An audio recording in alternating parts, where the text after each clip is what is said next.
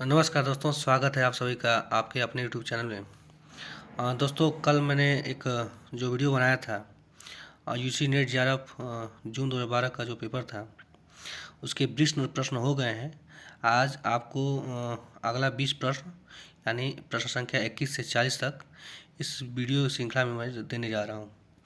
तो जो लोग उस वीडियो को नहीं देखे हैं प्लीज़ एक बार ज़रूर वहां पे जाके उसको देख लें और इस वीडियो को भी पूरा देखने की कोशिश करें। ठीक है, चलिए शुरू करते हैं। प्रश्न संख्या 21 है आपका कि 2011 की जनगणना के अनुसार निम्नलिखित महानगरों में से किसमें सबसे अधिक जनसंख्या दर्ज की गई। आपके ऑप्शन 4 हैं। एक है आपका चेन्नई, बी है आपका दिल्ली, सी है आपका कोलकाता और डी है आपका मुंबई। तो इस आधार पर अगर हम इसका उत्तर देखें अगर जनसंख्या के आधार पे तो इसका ऑप्शन जो है डी मुंबई सही होगा। ठीक है, चलिए इसको देख लेते हैं। जो मुंबई है दोस्तों, इसकी जो जनसंख्या है कुल वो 18.41 मिलियन है लगभग, और दिल्ली की 16.31 मिलियन है, जबकि कोलकाता की 14.11 मिलियन और चेन्नई की 8.70 मिलियन है। अगर हम राज्यों के हिसाब से बात करें तो भारत के जो सर्वाधिक जनसंख्या वाले 5 राज्य हैं, ठीक है, 2011 के जनगणना के अनुसार, ठीक है, उसमें सबसे ज़्यादा जनसंख्या जो है हमारे उत्तर प्रदेश की है 19.981 करोड़, जबकि दूसरे नंबर पे महाराष्ट्र आता है जिसकी जनसंख्या 11.23 करोड़ लगभग है, और बिहार की 10.40 करोड़। इसके बाद पश्चिम बंगाल का आता है 9.12 करोड़, और अंत में पाँचवा जो है उसका मध्य प्रदेश का 8.45 करोड़, यानी सबसे ज़्यादा जनसंख्या राज्य में उत्तर प्रदेश का है। चलिए अगले प्रश्न की ओर हम लोग बढ़ते हैं। प्रश्न संख्या जो है आपका 22। चलिए प्रश्न संख्या 22 की तरफ आते हैं हम लोग। है लिखा है कि भारत में निम्नलिखित में से कौन सा राज्य जनसांख्यिकीय संक्रमण की अवस्था से गुजर रहा है जिस दौरान निम्न प्रजनन और निम्न मृत्यु दर रहती है। आपका ऑप्शन है आसाम, दूसरा है B option Haryana, C option है पंजाब और डी ऑप्शन है आपका तमिलनाडु। तो इसमें जो दूसरा इसका जो उत्तर सही होगा वो होगा आपका तमिलनाडु। ठीक है, भारत में जो तमिलनाडु राज्य है इसकी जनसांख्यिकीय संक्रमण की अवस्था से गुजर रही है। अगले प्रश्न की ओर चलते हैं हम लोग। प्रश्न संख्या 23, निम्नलिखित में से कौन सा भारत में ग्रामीण बहिर्प्रवास का महत्वपूर्ण कारक है। ऑप्शन ए कृषि अक्षमता, ऑप्शन बी जनसंख्या वृद्धि, ऑप्शन सी आपका है ग्रामीण क्षेत्रों में आधारभूत सेवाओं का अभाव, और ऑप्शन डी बेरोजगारी। तो इसका जो सही उत्तर होगा आपका वो होगा आपका ऑप्शन डी बेरोजगारी। ठीक है, जो भारत में ग्रामीण जो बहिर्प्रवास है, ठीक है, यानी ग्रामीण जो लोग बाहर की तरफ जा रहे हैं शहरों की तरफ, तो इसका जो महत्वपूर्ण कार्य है आपका बेरोजगारी है, क्योंकि वो रोजगार की तलाश में गांव से शहर की तरफ जा रहे हैं, प्रवास कर रहे हैं। अगला प्रश्न आपका 24 नंबर, वस्तु की विस्तार सीमा किसका संकेत करती है। ऑप्शन ए वस्तु या सेवा खरीदने के लिए लोगों को जो अधिकतम दूरी तय करनी पड़ती है, ऑप्शन बी बाजार में उपलब्ध वस्तुओं की विविधता, ऑप्शन सी है आपका सेवा या वस्तु को व्यवहारपरक बनाने के लिए अधिकतम मांग, और ऑप्शन डी है आपका कार्य के निर्वहन के लिए आवश्यक अधिकतम जनसंख्या। तो इसका जो सही उत्तर होगा आपका वो होगा आपका ऑप्शन ए। ठीक है, वस्तु या सेवा खरीदने के लिए लोगों को जो अधिकतम दूरी तय करनी पड़ती है। चलिए अगले प्रश्न की ओर चलते हैं हम लोग। प्रश्न संख्या 25, क्रिस्टालर के केंद्रीय स्थान सिद्धांत में प्रशासनिक नियम क्या संकेत करता है। ऑप्शन ए के बराबर 3, ऑप्शन बी के बराबर 4, ऑप्शन सी के बराबर 7 और ऑप्शन डी के बराबर 9। तो दोस्तों अगर प्रशासनिक नियम की बात की जाए क्रिस्टालर के सिद्धांत में तो इसका सही उत्तर होगा आपका ऑप्शन सी के बराबर 7।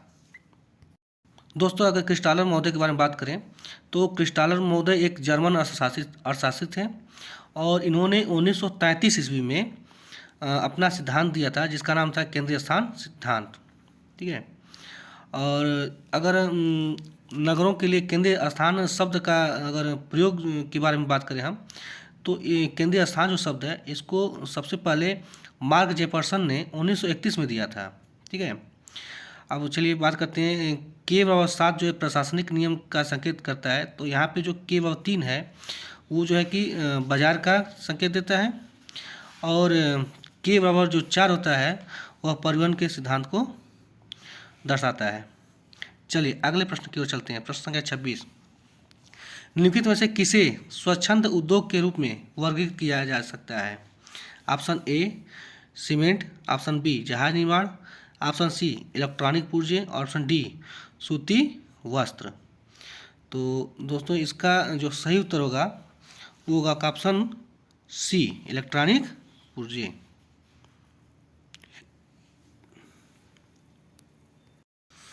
दोस्तों स्वच्छंद उद्योग के अंतर्गत ऐसे उद्योग आते हैं जो मांग के अनुसार कहीं भी स्थापित हो सकते हैं। ठीक है, और कच्चे माल की परिवहन लागत इन उद्योगों को प्रभावित नहीं करती है, जैसे होजरी का सामान हो गया, इलेक्ट्रॉनिक्स उद्योग है इत्यादि। चलिए अगले प्रश्न की ओर चलते हैं हम लोग। प्रश्न संख्या 27, नेट बोया क्षेत्र द्वारा विभाजित सकल बोया क्षेत्र क्या कहलाता है? ऑप्शन ए कृषि क्षमता, ऑप्शन बी फसल विविधीकरण, ऑप्शन सी फसल केंद्रीकरण, ऑप्शन डी फसल गहनता। तो इसका जो सही उत्तर होगा दोस्तों वो होगा आपका ऑप्शन डी फसल गहनता। ठीक है, ये फसल गहनता जो होती है इसे सस्य गहनता भी कहते हैं। इसका आशय है कि किसी निश्चित कृषि क्षेत्र में एक वर्ष में बोई जाने वाली फसलों की आवृत्ति या संख्या। ठीक है, अगले प्रश्न की ओर चलते हैं हम लोग। तब तक जो है कि आप लोग अगर पहली बार यूट्यूब चैनल पे आए हैं तो प्लीज़ मेरे इस चैनल को सब्सक्राइब कर लीजिए, और साथ ही साथ वीडियो अच्छी लग रही हो तो प्लीज़ लाइक कमेंट करना, और साथ ही साथ जो नेट की तैयारी कर रहे हैं दोस्त उनको आप इस वीडियो को शेयर करना जरूर भूलिएगा नहीं। ठीक है, प्रश्न संख्या 29,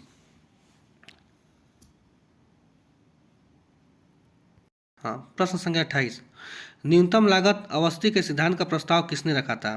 ऑप्शन है आपका ए लास, ऑप्शन बी आइसार्ड, ऑप्शन सी डाइसी, और ऑप्शन डी वेबर।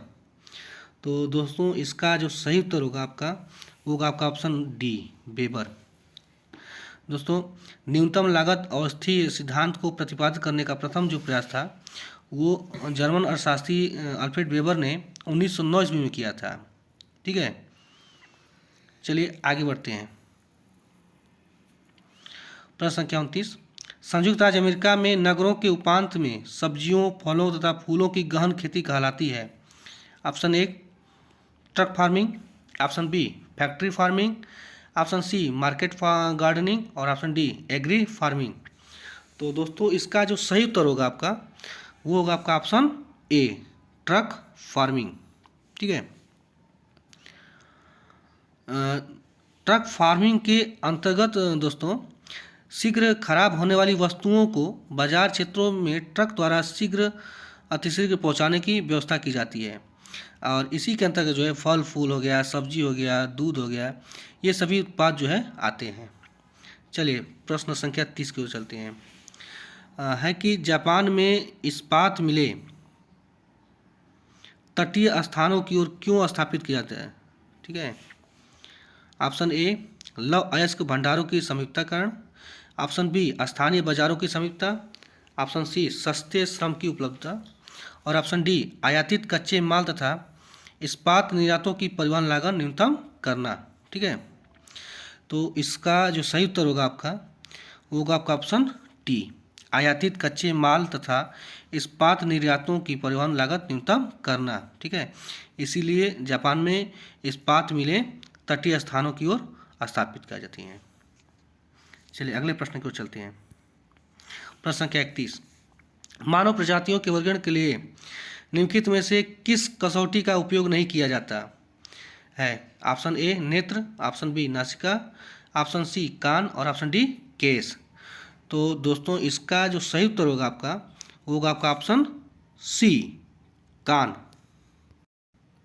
दोस्तों मानव प्रजातियों के वर्गीकरण में कान को आधार नहीं बनाया गया है, जबकि मानव प्रजाति के वर्गीकरण में शारीरिक कद हो गया, सिर की आकृति हो गई, त्वचा का रंग हो गया, बाल हो गया, नाक की आकृति हो गई, नेत्र का वर्ण हो गया, ठीक है, शरीर की हड्डी के ढांचे की नाप हो गई, कपाल की ऊंचाई है, नासिका सूचकांक आदि को सम्मिलित किया गया है।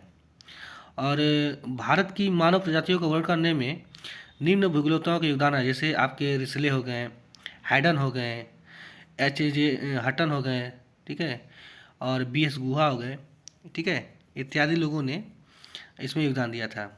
चलिए प्रश्न संख्या 32 को चलते हैं। ऑप्शन ये मिलान करना है, निम्नलिखित जनजातियों और उनके प्रवास को सुनिश्चित करना है, ठीक है। ए है आपका खिरगिज, ठीक है, तो खिरगिज को कब मिलाया जाए हम लोग, तो खिरगिज जो है यह सेंट्रल एशिया में, ठीक है, निवास करती है। याकूत जो है ये आपका साइबेरिया में, यानी बी का 2, और सी जो है लैप्स जो है ये स्कैंडिनेविया में, ठीक है, और जो एक्सिमो है ये जो है कनाडा में, ठीक है। तो इस आधार पे अगर हम देखें तो हमारा जो ऑप्शन नंबर डी है, ठीक है, 1 2 1 2 3 4, ठीक है, ये आपका सही हो जाएगा, ठीक है। चलिए अगले प्रश्न को चलते हैं।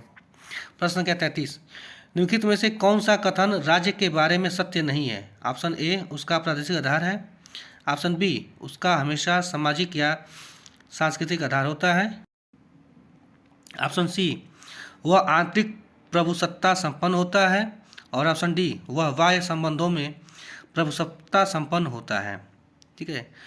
तो इसका जो सही उत्तर होगा आपका वो होगा आपका ऑप्शन सी, ठीक है। दोस्तों किसी भी राज्य में समानतः कुछ विशेषताएं पाई जाती हैं, जैसे एक राज्य होने के लिए उसका क्षेत्रफल होना चाहिए, एक जनसंख्या होनी चाहिए, उसकी राजधानी होनी चाहिए, और साथ ही प्रभुसत्ता, उसकी यांत्रिक संरचना और संचार एवं परिवहन तंत्र उसमें होने चाहिए, ठीक है। अगले प्रश्न की ओर बढ़ते हैं। 34 नंबर, निम्नलिखित में से कौन सी भाषा द्रविड़ कुल की नहीं है। ए सिंहली, बी ब्राह्मी, सी कन्नड़, और डी मलयालम। तो इसका सही उत्तर होगा आपका ऑप्शन ए सिंहली, ठीक है। ये सिंहली जो है यह द्रविड़ कुल की भाषा नहीं है, ठीक है। अगर द्रविड़ कुल की बात करें तो भारत में जो द्रविड़ प्रजाति के लोग थे ये पश्चिम से आए थे, ठीक है, जो भूमध्य सागरीय जो क्षेत्र है वहाँ के मानव जनजाति संबंधित थे, ठीक है। और सिंधु घाटी सभ्यता का जो निर्माता है वो द्रविड़ों को ही माना जाता है, जो आर्यों से पराजित हुए और पूर्वी मध्य तथा दक्षिणी भारत की तरफ पलायित हो गए थे, ठीक है। चलिए अगले प्रश्न की ओर चलते हैं।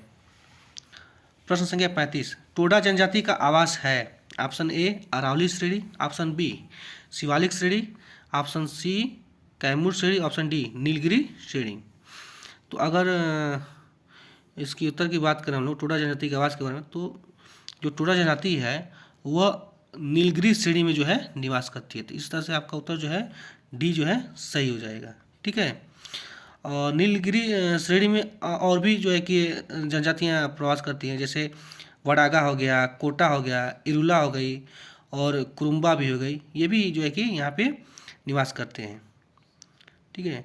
और अगर शारीरिक लक्षण की अगर बात किया जाए, ठीक है, इन जनजातियों की, तो टोडा जो होते हैं वो नर और नारी सुंदर आकृति के होते हैं, और सुगंधित शरीर वाले तथा लंबे कद के होते हैं, ठीक है। प्रश्न संख्या 36 अगर हम देखें तो ये है कि देश का आर्थिक विकास मापने के लिए निम्नलिखित में से किस सूचक का सर्वाधिक उपयोग किया जाता है। ऑप्शन ए शिशु मृत्यु दर, ऑप्शन बी पेयजल की उपलब्धता, ऑप्शन सी महिला साक्षरता, ऑप्शन डी प्रति व्यक्ति सकल राष्ट्रीय उत्पाद। तो इसका जो उत्तर होगा आपका ऑप्शन डी सही होगा, ठीक है, क्योंकि देश का आर्थिक विकास मापने के लिए जो है प्रति व्यक्ति सकल राष्ट्रीय जो उत्पाद है ये सबसे सर्वाधिक जो है कि महत्वपूर्ण उपयोगी सूचकांक होता है। चलिए प्रश्न संख्या 37 की ओर चलते हैं। लिखा है निम्नलिखित में से कौन सा सही सुमेलित नहीं है, ठीक है। ए मिडल, ये मिडल की इधर की जो है कि सभी सिद्धांत हैं। मिडल ने संचयी कार्यकारण मॉडल दिया था, ठीक है।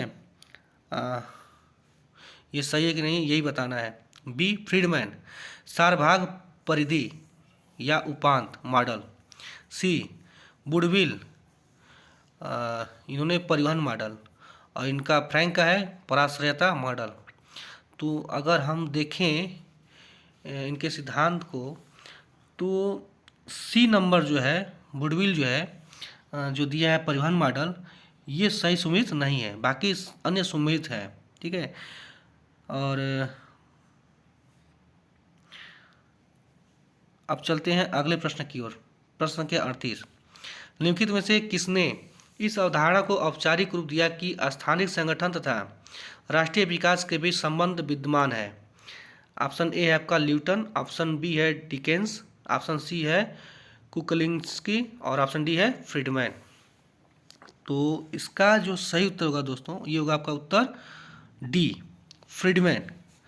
फ्रीडमैन ने स्थानिक संगठन तथा राष्ट्रीय विकास के बीच संबंध की अवधारणा को औपचारिक रूप दिया था, ठीक है।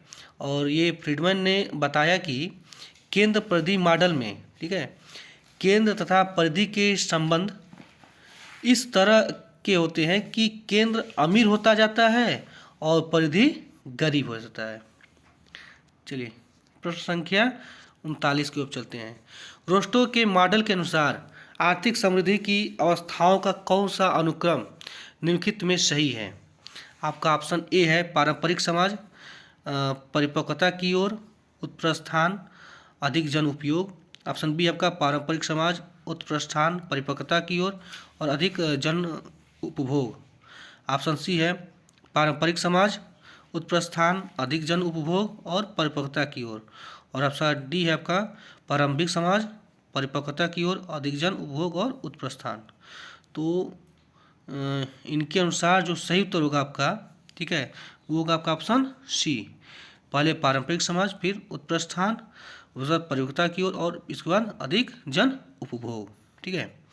अगर बात करें इनके बारे में तो ये अमेरिका के एक विख्यात विद्वान थे, ठीक है, रोस्टो।